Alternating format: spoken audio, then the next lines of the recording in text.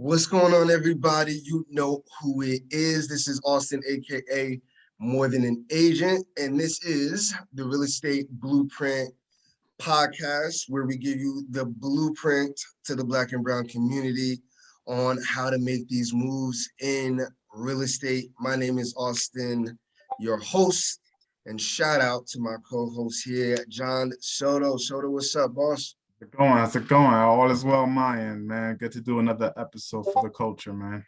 Yeah, we are here with it. This particular episode, which is, I call it the great debate. You'll see a lot of people preaching to go this route versus the other route. They're all real estate related. We're gonna go over the pros and cons of your tenant based off of the type that they are. For example, you have your cash paying tenants, you have your Section 8, and then you have Airbnb. And we're going to go through the pros and cons in each, specifically tapping into receiving payments, the management / the maintenance of the property or the tenant type and the quality of tenants that you're attracting based off of what you're looking to house, the profitability, and the selection process in no particular order, but that's what we're going to be discussing and the pros and cons of each. Let's start with the tenant type and the quality. Jonathan, considering the fact that you have all types, the cash, the Section 8, and the Airbnb, I'll be getting into Section 8 I'll be getting into Section 8 and the Airbnb in just a short while. All my tenants are cash paying tenants, but you have all of them. So we'll pick your brain. We'll dive into it. Let's start with the tenant type and the quality, pros and cons. Go for it. Go for it. So the tenant type and quality, you're going to have issues with all types. So either Section 8, regular cash paying tenant, or Airbnb. The thing is with cash paying and Section 8, you can probably foresee that once you go through your selection process, because those are long-term tenants. You can interview them more, get more information from them. When it comes to Airbnb, that's more short-term. So you may have you don't really select them per se. You really can, but it can impact your platform, your ratings, and superhost status. So if you decline more people, you won't be able to get a superhost status. But you can do what is called auto booking. So you can only have people book your place if they have maybe reviews, if they confirm their identity, if they have a specific list of criteria, they can do an automatic booking. But if they don't, they would have to reach out to you to get pre-approved, and you have to approve them. So that's one way to go. So you can see if they're a new guest, they just signed up this month, and they're asking a whole bunch of questions like, hey, can I pay outside the app? Can I do this? Can I do that? You don't want those tenants. You don't want those Airbnb guests. If they have bad reviews where it sees they're smoking, they're doing this, you don't want those type of guests. But if you're doing the auto booking, sometimes they have no reviews. They come in, you won't really know until they're there. The good thing is it's temporary, it's short term. Once they're out, leave them review, never host again. You never have to host them again. When it comes to the tenant type of the Section 8 and the cash, you can go through your vetting process and have a conversation with them, see what kind of car they drive. Are they going to potentially be an issue, or are they with their significant other and they're already arguing on certain things? Are they complaining walking the apartment? They complain like, hey, are you going to fix this? Are you going to fix that? You don't want that tenant. They're going to call you every 5 minutes like, hey, can you take care of this? Can you take care of that? So you have a better way of selecting those type of tenants for long term. But you're gonna have, depending on the area too, you're gonna have certain people because of the area. So something to keep in mind, but you can have that selection for longer term. And that pretty much encompasses like the tenant type, like quality of tenants, and like the selection process as well. So we actually like killed two birds with one stone. But to your point, like when at least for the cash paying tenants, the pros is that you're able to see what type of tenant that you would attract based off of the area that you're purchasing in. And it's pretty much the same thing, kind of, for the most part, at least with Section 8. And you can identify like, or have an idea of the type of quality and so on and so forth. When it comes down to the selection process, to your point, you're gonna vet them, or at least the cash paying tenants. You can do the background check, you can do the credit check, you can check their references, check their pay stubs, employment history, bank statements, tax returns, so on and so forth. So you can be a lot in depth with the selection process. And then I guess the con of it is that, no matter like who you choose, you're pretty much stuck with them for the term of the lease, which is always something to consider. And at least for Section 8, with the selection process, because we know the stigmas that come with Section 8 as far as the tenant type and quality. And we can debunk all of that, where you have amazing Section 8 tenants, and then you have terrible Section 8 tenants. You got amazing cash paying tenants, terrible cash tenants. Like, same thing. Yeah, when someone is gun ho or heard the saying multiple times, it gets stuck in their head.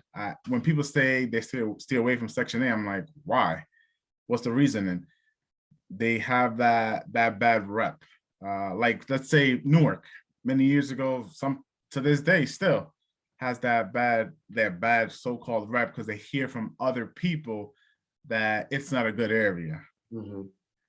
Same goes to Section 8. They're a paying tenant. There's two different types. Of course, you have your good ones. They're clean. They take care of it, and then you have your bad tenants. Same thing with a cash paying tenant. Right. You're gonna have your good pile. You're gonna have your bad pile. So I don't understand why people's trying to steer away from it. And for the record, we're just saying cash paying tenants does not mean that they're just paying cash.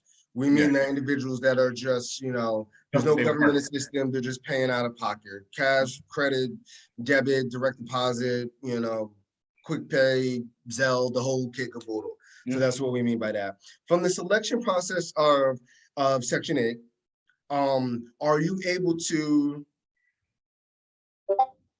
select the Section 8 tenant the same way that you would a cash paying tenant? Or are there a lot more rules and protocols, considering the fact that you have to get the city more involved? Just give us the pros and cons of the selection process from Section 8. The selection process for a regular tenant, they could basically move in sooner than a Section 8 tenant, because once you select that Section 8 tenant, the city has to approve you. Basically, you have to go through the approval process. If it's your first tenant, you have to provide them a W-9, what type of payment, how you want to receive your payment, direct deposit, always for me. They have what other options do they give you? Check? Check. Oh, no, why not check? Yeah. Well, I think now they only do direct deposit because it's easier for them. It makes sense for them, I think. Yeah. Everybody has direct deposit, completely understand. Streamlined process. You'll do inspection. So if you're selecting a regular cash paying tenant, they can possibly move in the next day, next week. But be careful with regular paying tenants that want to move in right away. What's the rush? That always, for me, it was always a red flag. I don't know why. But some people are going through things, and sometimes they need to move quickly. Yeah, so it could probably take 30 to 45 days, maybe longer, depending for the person to actually move in. Section 8 doesn't pay for security deposit. So that's something to keep in mind. Either the tenant will have to pay for it, or in my case, some might, but tenant I have, they got another program to pay for their security deposit. So what I do, I market it for all, and where I do the marketing, there are Section 8 tenants there that come in, like have a Section 8 voucher. Not all, so the percentage will vary by person depending if they're working or not working. My tenants, Section 8, the Section 8 pays, I think 95%, and she comes out of pocket, I think like $40, and Section 8 pays the rest of it. Or you could go market it in the Section 8 office. I know people that put like, hey, I have an apartment, and the people for Section 8 are always going in there. So they can reach out to you for that. But of course, you could do regular selection process, vetting them. If you need a background check, make sure no eviction histories. And then once you select them, Section 8 will reach out to you. Paperwork, if you're a first time, go to the paperwork. Every second time, less paperwork. Then they will do an inspection in the house to make sure everything is good. There's a lot more upfront, just like challenges and protocols just to go off. Yeah, and if you fail, you have to fix it, and then they come back. Okay. Tenant can't move in until that. Interesting. Okay. And then obviously for Airbnb, I mean, selection process is pretty like limited unless you have like the auto booking, it sounds like. And aside from that, I mean, it seems like at least from the tenant quality or demographic, I mean, it's pretty much everybody, right? Like, because everybody can travel for vacation, everybody can, so there's no way to say, okay, just because I'm in an A+ area, I'm gonna get A+, Airbnb. Yeah. People travel, and depending on your area, you can get locals bookings. So I know I've heard of other Airbnb hosts, they try to prevent locals from renting their place because it's usually like party. They're gonna some type of party. So depending on if it's like a room, a house, or whatever the case is. But in certain areas, I've heard hosts, they don't want locals because they know it's just gonna be a party, invite all their friends and Let's okay. Let's go through the next one. Let's talk about the management and the maintenance of it.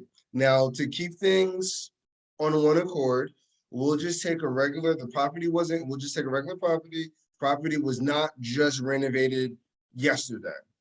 Renovated 5 years ago, but in theory, management of the tenants and the day-to-day and the maintenance. Let's run through it. Cash paying tenant. Let's talk about the maintenance and management of said tenant and property. I would say most of them probably fell into the same, depending on the tenant, because some people that are staying in your place, they wouldn't bother you for little things. A tenant can bother you for something very, very small that they could do it themselves. Other tenant would not even bother, they just take care of themselves. Same thing with the Airbnb. Some guests are very tedious and can ask you for very small things, and other guests like, hey, what happened here? Oh, this and that, and I took care. I'm like, oh, okay, thank you. So when it comes to maintenance on the Section 8, there's an annual inspection. So whatever they inspected before, they got to come back again to make sure it's still good, safety. Make sure the windows go up and down, outlets, make sure there's no issue with the outlets, they're grounded. Yeah, so mainly safety, a lot of safety stuff. The door locks, we get similar to what is it, kind of a town inspection, but with the outlets and other stuff. And then and same thing with Section 8 tenant. They can be very tedious. If it's something small, they want you to do it. If it's something, depending on the actual tenant. So maintaining a lot. But when it comes to Airbnb, can be a little bit more hands-on because turnaround. So once that person leaves, you have to make sure you have someone there to clean, fix it up, bring it back to regular state, and for the next person can stay there. It's interesting. I feel like the pros from a maintenance at least standpoint are pretty much the same, and it's just the what the tenant will want. As far as the pros, right? Where like, you're gonna have to cut grass no matter what tenant is there, no matter what type of tenant is there. Stuff breaks, you're gonna have to fix it.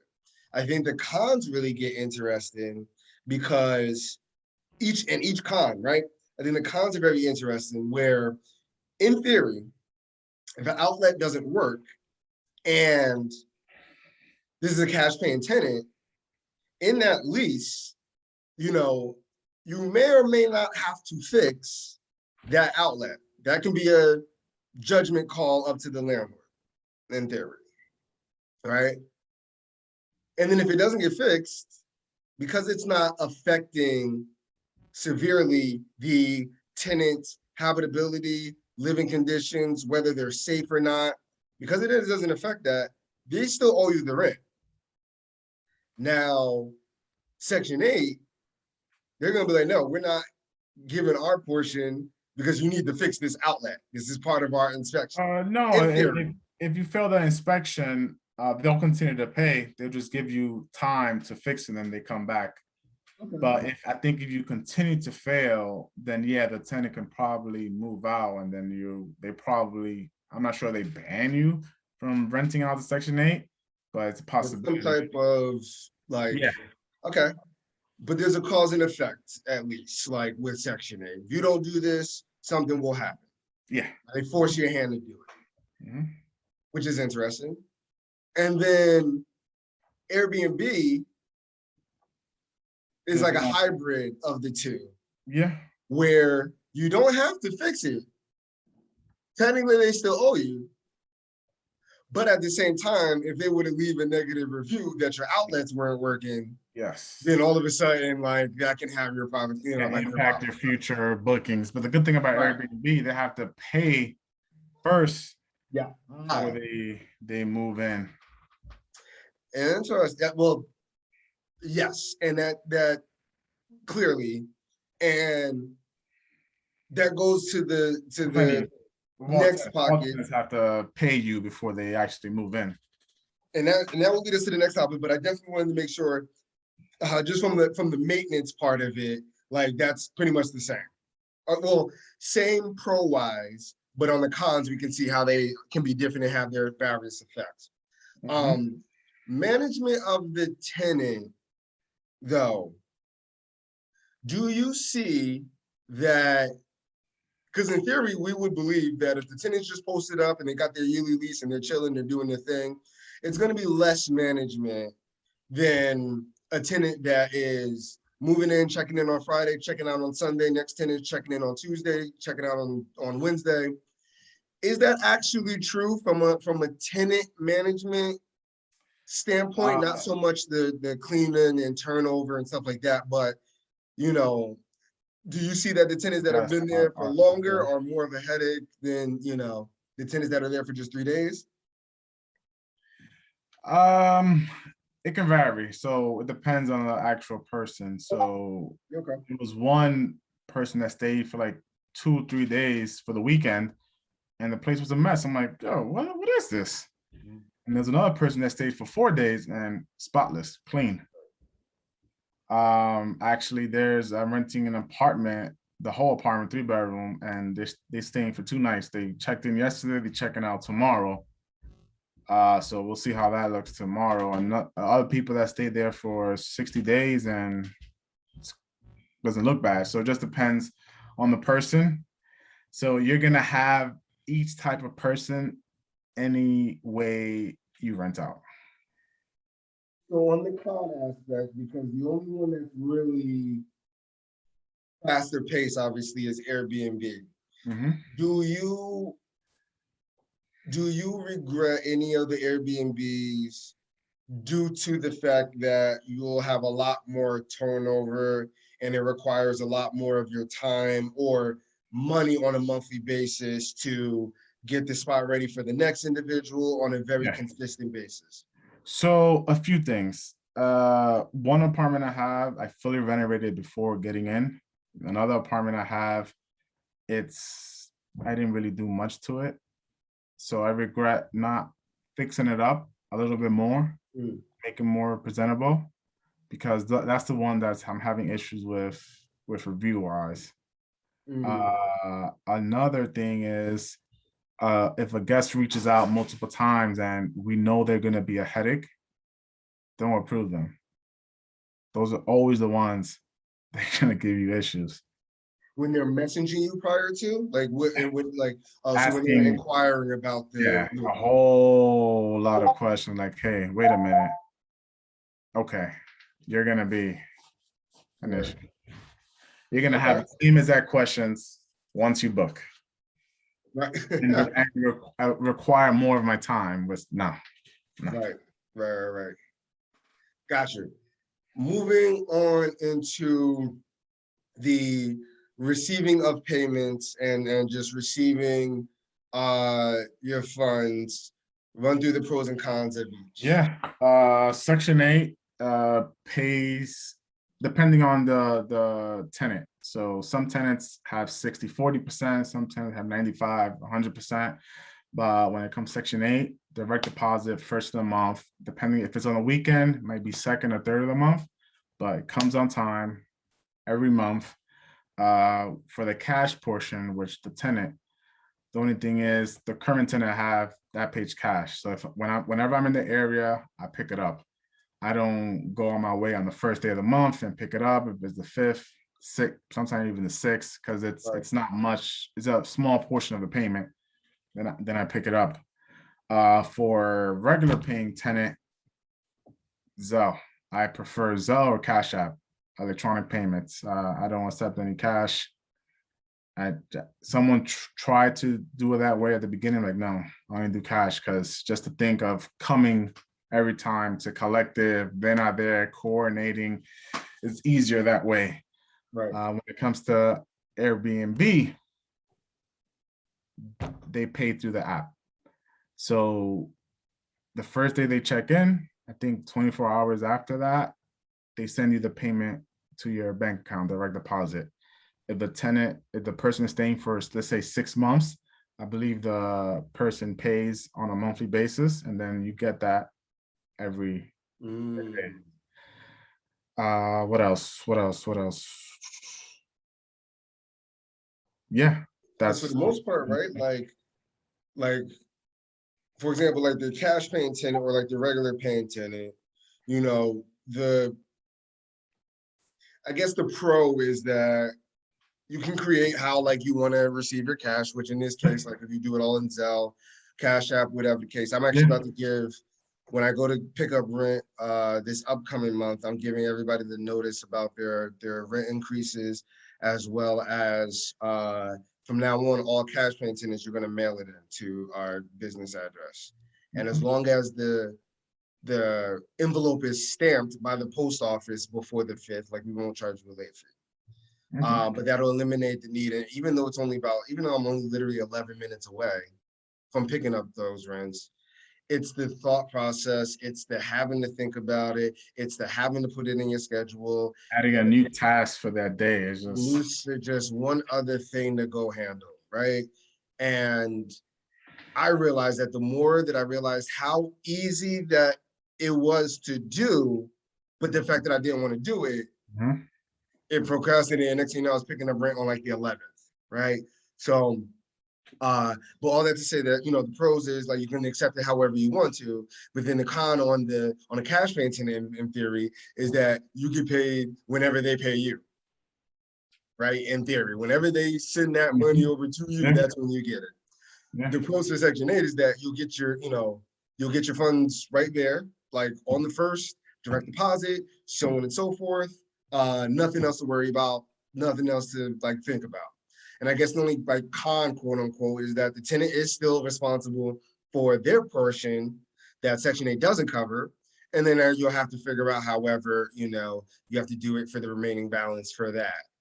And then the Airbnb is interesting because your con is, your pro is that like, one, you get all your money. You get all your money. You're guaranteed to get all your money because they've paid already Airbnb. Right? Yep. And I guess what's the con?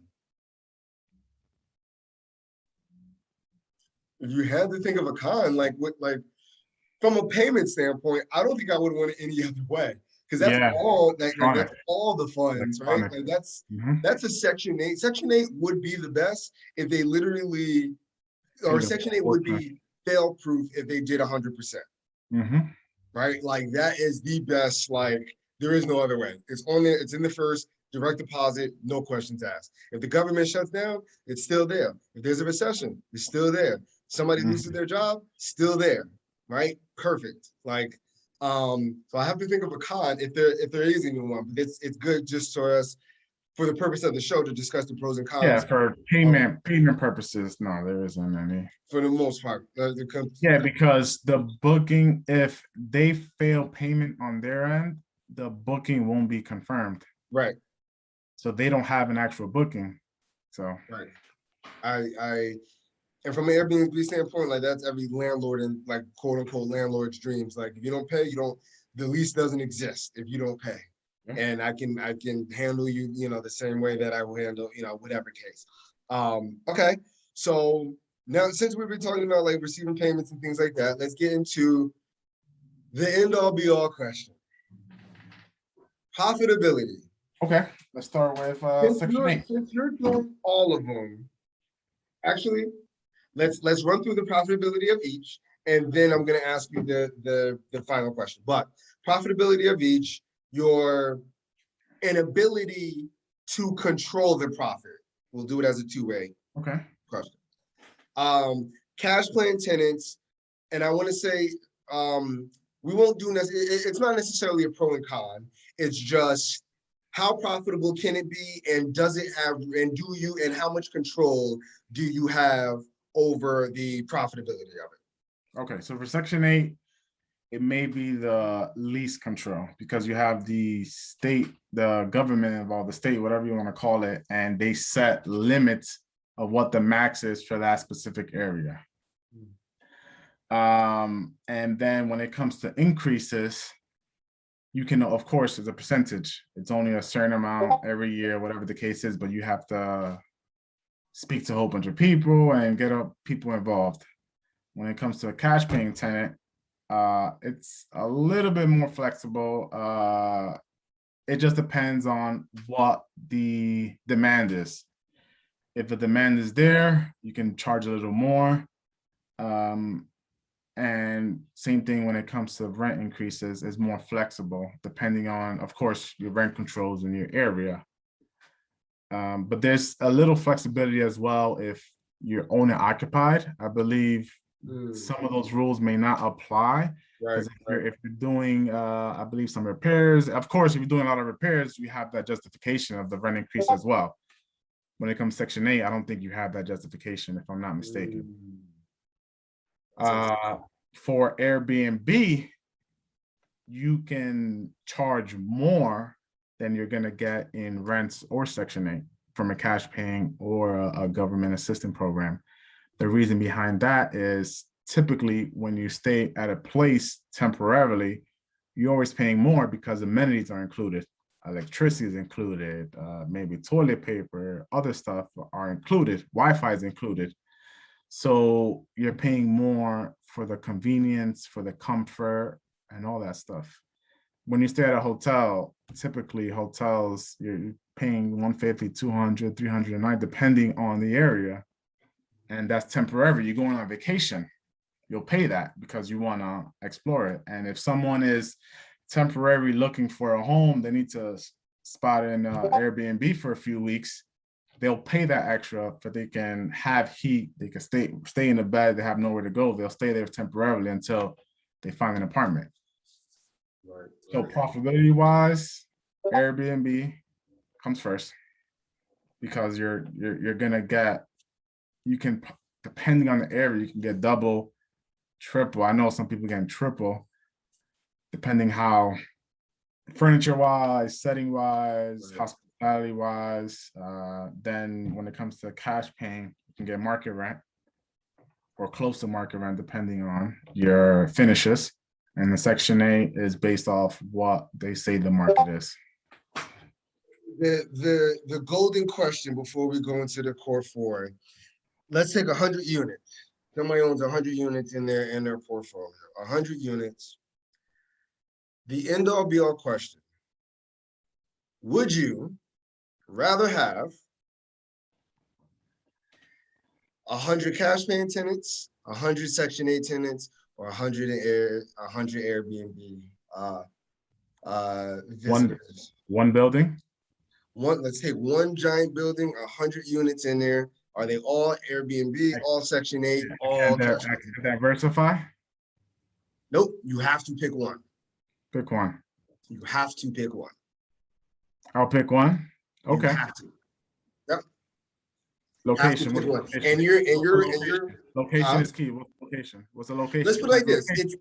It's the best possible opportunity. Like when you're factoring in, if you're factoring in Section 8, I'm in the best Section 8 location.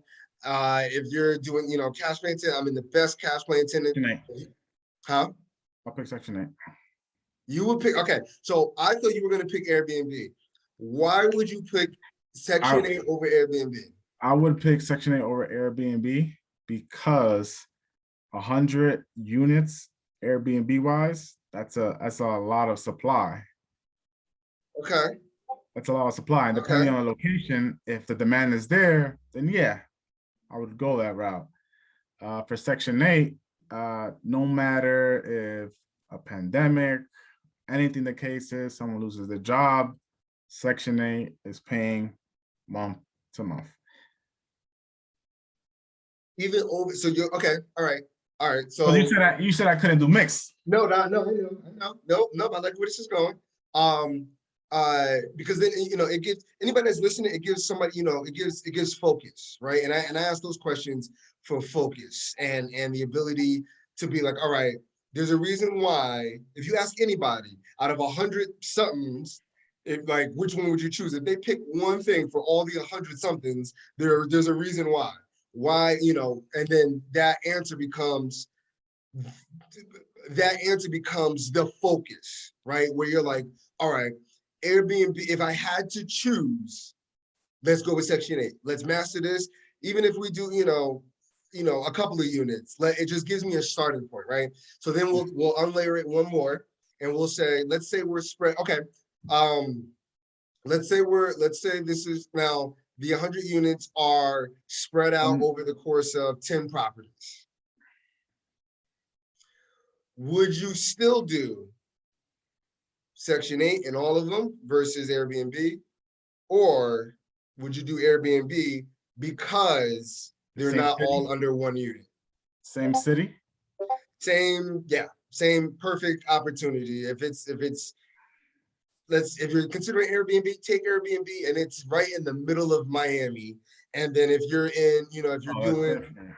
Okay. If we're talking about touristy area, just the thought of 75 people turning around 75 apartments in one day, you will need a full team for that. You will need a bigger team for that than managing Section 8 tenants. Okay. All right. So when it comes down to, would you, and this is not about what's better or not, but this is just like to give context. Would you, because clearly I think for the most part, Airbnb would be way more profitable. Yes. But it comes out with a lot more other stuff. Would you match, like, and now this is unique to you because we're going to take the perfect scenario in anything, but with your personality, with what you want, would you take more profitability, even though you knew you were going to have to implement a lot more pieces and just be fine with it and just deal with all the fires, the problems, all this stuff that's just going to naturally come with it anyway, but you're just way more profitable? Or would you rather like the set and forget, day in and day out, it's going to come in, I don't have to worry about it, but it's less profitable? I would take the set and forget. Less. Interesting. You would. Okay. I am like, I'm like split down the middle. And if I had to, okay. I'll answer the question. It's more set and forget is more passive. Yes. And if I had to choose one this very second, I would choose the Airbnb. I would. However, there is nothing stopping me from like, all right, this is going to take a lot more work. Let's put the time into it and then let's build it to where it needs to be. So for 100 units, you said, right? I know that's so many units. 100 units, we're talking about 100 apartments of furniture. Upfront costs. Okay, yeah. So again, this is for the Wait, let's dive a little deeper. You need people to build all those furnitures. Your upfront cost is even higher. Mm-hmm. And you can't just get the furniture from like, let's just furnish, let's systemize the furnishing, IKEA furnishing or Yeah, whatever, but you have to but build you're it still still. gonna have to do it. Right. Build it.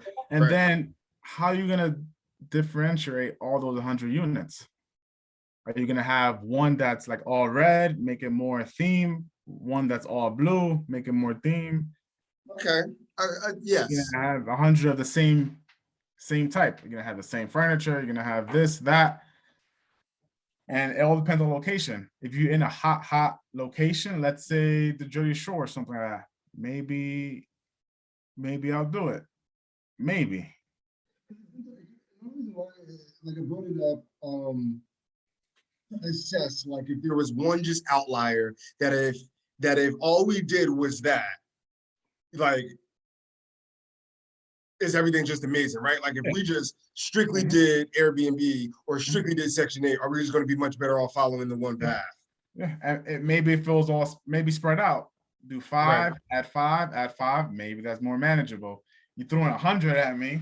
I know, and I just love the wild questions like that. I'll take it. I'll take the 100. I'll take the 100 for sure. Yeah.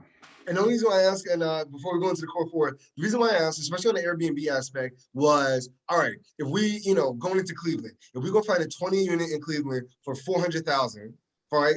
400,000, but we Airbnb the whole entire thing. We've now stepped into we are running a hotel. Yeah. Right. Like so now it gives opportunities to our communities where if normally we weren't, and since it's our property, we can name it whatever we want, right? Like, the Smithton, right? Instead of the Hilton, it's the Smithton, right? But we could call that, put a sign on it, like, and then everything in there is Airbnb. Is that possible? I'm pretty sure like there's some state and some city stuff and blah, blah, blah. But in theory, right? Because when you think about it, at least for New Jersey, when you step above 3 units, you're now in the same governing quote unquote entity of the Division of Consumer Affairs, where they also govern the 250 units or, in theory, rooms at Ocean's Resort down in Atlantic City. Right? Same exact. So like, that's what I'm wondering. Is that an entryway where somebody buys a 20 unit building, 15 unit building somewhere in the Midwest or like Atlantic City's obviously cheap, or cheaper in theory. Can they basically start their own quote unquote hotel by taking all 10 units, 15 units, 20 units and making it? There's, if it's not Airbnb, if you're going to a hotel, I'm sure there's like licensing and stuff. You got to inspection and all that you got to pass. But come to think about it, if you go into a market, all Airbnb, certain cities are trying to shut down Airbnb. Right. How about you have 100 units Airbnb and that city is impacted? Right. No, I yes, totally agree. So the thing is, the lesson is don't put all your eggs in one basket. For sure. And I can't wait to experiment with it because I've been, and it was just funny. Like as much as I wanted to do it, I just never had a unit free to go like play with. Or I did for the Bloomfield. I did for one of my properties, and I was moving so quickly that I was like, forget it. Like we're just gonna like do it. I remember. That's when I was starting. Huh? That's when I was starting. I remember we had that conversation. Yeah. So we, so now that. Look. Oh yes. It was. I didn't have any type last of week. Last podcast. What I said, it was 10,000. Now I'm at 20,000. For what? Airbnb. As far as scheduled bookings or 5,000 is expected, and I'm in 15. And that's from just this year? That's it's just this few months, yeah. And then, all right, so if you're gonna be talking about your numbers, I'm not gonna have you volunteer your numbers, but No, go, go. this is the real estate blueprint podcast. We're peeling it back. So boom, net gross revenue, right? Gross revenue is the 50, okay. And then what are obviously we're not your accountant, but take us through just what is Internet. Airbnb will charge what? Oh no, that's what they give me. They don't put that into their what fees they take. That's it. So um Yeah, it would be higher if it was their fees included. So the only thing that from this part, from that's coming out of pocket is whatever it would be to turn the unit over. Yeah, cleaning fee, if you're paying the cleaning fee, is this cleaning fee included? Let me see. It should be. They usually split it out. Hold on, let me see. Cleaning fee, I got 1,200 in cleaning fees. Oh my goodness. Yeah, I'm all right. So I'm gonna switch. And mind you, like if I have any other units that are, I'm gonna do. I mean, put it like this, bro. At this point now, I'm thinking about doing like the whole entire new property that I'm about to close on. I might do them all be Airbnb at this point. I have some work to do, but this is the beauty of it. So this is why we're bringing this info to the light. Okay. Yeah, Heading to into all guests, of course, you got to pay for like Wi-Fi, $40 a month. okay. And electricity. For the water, you would have paid for the water regardless if it's a long-term or short-term tenant. So definitely keep that in mind. Mhm. So just electricity. Winter, the bill may be higher because of the gas, depending on your area. For the heat, summer, bill will be less. I like the model, which is why I also like the events-based model. Yeah, Because it's a use what you're supposed to use, right? Like it's a use what you can aspect of it, or you only spend what you use. So if yeah. there's nobody there and if it's vacant, not to say that you're not going to keep the place warm, but obviously it's not going to be on full blast. So you can keep it on at 40 degrees or turn the thermostat off in the summertime, right? Like, and you don't have to worry about at least electricity being used or anything like that. Um, which is why I really, really like that model. So yes, I have some thinking to do, and I'm pretty sure I'm pretty much going to be implementing all of it. So we're here for it. Let's do it. The 4-4. Go ahead. Sorry. 4-4, we'll rapid fire it off. The 4 questions that we ask each and every time, just to remind ourselves why we're in this business and remind ourselves where we're going and the things that we want to experience while we do this business. Question number 1: what's the newest fun thing, or what's the another reason why you love real estate? What's another aspect of why you love real estate? Um, the reason why I love real estate because you definitely meet different people from different struggles, different backgrounds, Yeah. different understandings. So I'm a creature of just learning overall. You'd be surprised just having a simple conversation with one person, like, hey, all right, so you see that idea this way. That's interesting. I like that. So you always learn as you go. You'd be surprised who has an impact in your life. So just from a straight normal conversation, it could be a tenant, it could be a potential tenant, it could be an investor, it could be a realtor, a lender, whatever the case is, insurance person, but just always speaking and communicating with people and just learning. Just be open, honest and open, and you'd be surprised on what you can learn. I love it. If I had this episode, mine is also on people, and I like how you can wrap your family, friends, colleagues. You're now in a position where you can create jobs. Where now, like, if there's a bigger vision, you can bring people along you with that vision in order to make it happen, right? So, like, yes, to piggyback on the people aspect of it, it's you're at the center of control when it comes down to like your empire and how you want to build it, and and you can bring people and insert people at different roles and places which matches what they're great at. And like you can really, like, when I say team, it's you're just able to really like build something that people can jump on the train of. And like you keep on going while they also help you continue to like keep things moving, right? So yes, that's my like thing. Okay. Give us a business book, personal development book recommendation.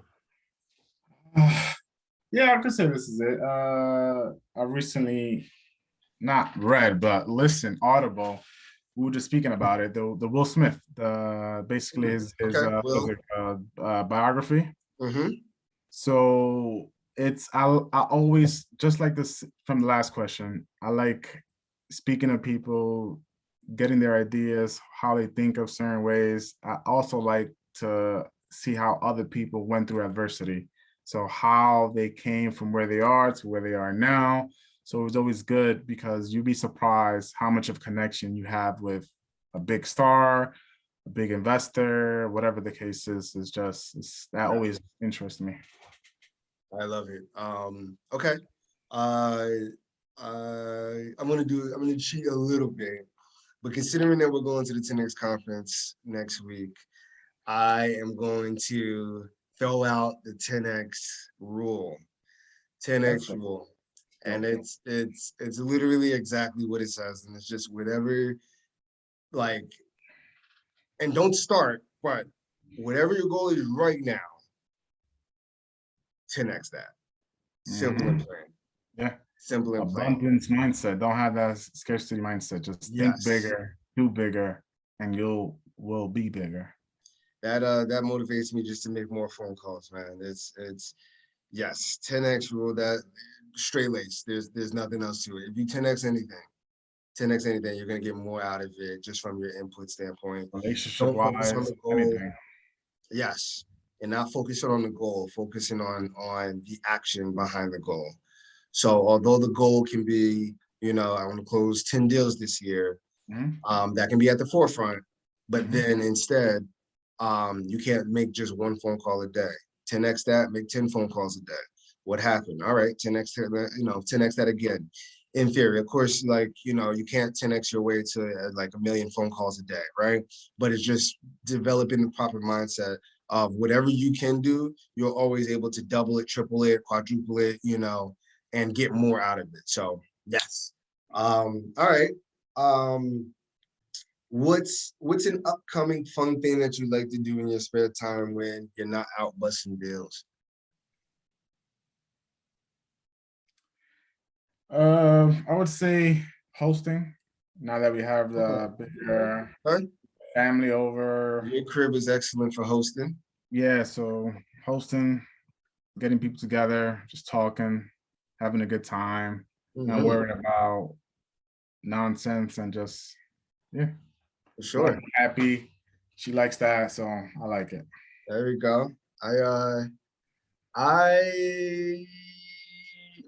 when I do play, I don't play often, but basketball is definitely something that I love to do. I have not played Lord knows in how long. So when me and boys and the guys get together and play a couple of games, that's always fun. Great way to stay active. And yeah, I mean, that was my entire childhood, 18, 20 years straight. And then obviously, being 5'9" as a point guard, I understand numbers and statistics. I'm not here to tell anybody to not go after their dream because that's not my way. I am going to bring up the statistics. And the reality is the statistics say that being 5'9" as a point guard in this day and age, the statistics are heavily against it. That's it. And I realized that the statistics in real estate or in business were a lot more in my favor. So here we are. So I always love to play that as my definitely my favorite sport. Diehard Knicks fan.